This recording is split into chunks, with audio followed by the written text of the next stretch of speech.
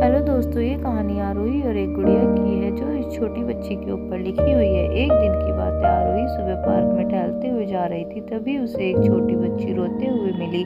आरोही ने उससे रोने का कारण पूछा तो लड़की ने बताया कि जिस गुड़िया के साथ वह खेल रही थी वह इस पार्क में खो गई है।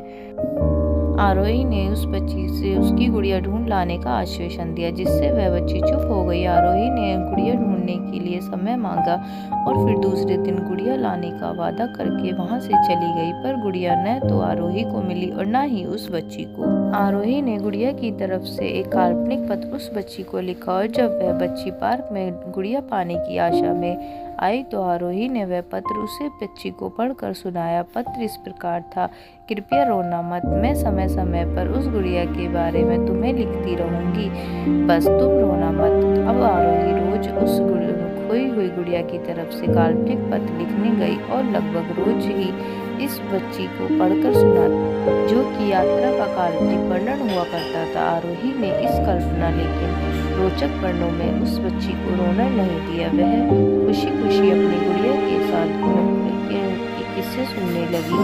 अब वह खुश रहने लगी।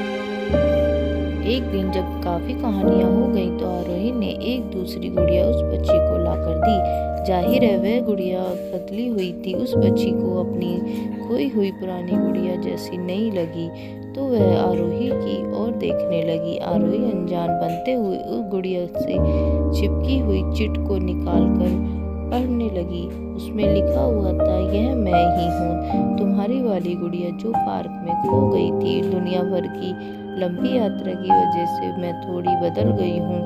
बच्ची को इस गुड़िया और आरोही पर विश्वास हो गया। वह गुड़िया लेकर घर चली गई।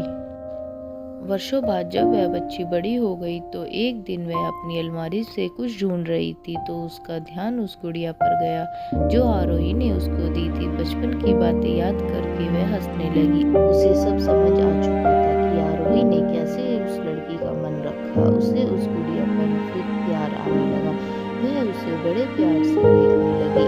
तभी उसकी नजर गुड़िया के फ्रॉक की आस्तीन में छुपे एक छोटे से पत्र पर गई। उसमें बड़ी गंभीरता से वह पत्र निकाला और पढ़ने लगी। पत्र में संक्षेप में यह लिखा हुआ था, वह हर चीज जिससे तुम प्यार करती हो कभी न कभी तुमसे खो जाएगी और जो तुम्हारे पास होगी वह तुम्हारे लिए सच्चे रूप से बनी होगी। रूप भले ही विभिन्न हो पर प्यार एकदम हासिल होगा। दोस्तों, आपको मेरी ये कहानी कैसी लगी कमेंट बॉक्स में ज़रूर बताना और इस तरह की कहानी सुनने के लिए मेरे चैनल से जुड़े रहना। मेरे चैनल को लाइक कीजिए, शेयर कीजिए, सब्सक्राइब कीजिए।